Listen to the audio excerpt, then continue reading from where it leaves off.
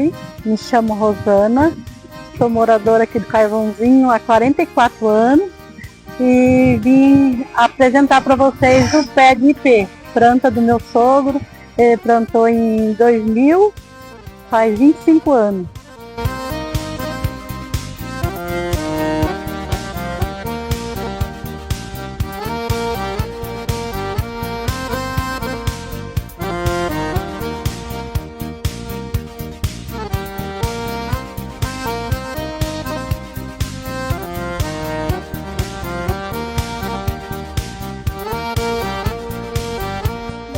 Essa capela eu fiz a primeira comunhão, meu esposo ajudou a fundar ela.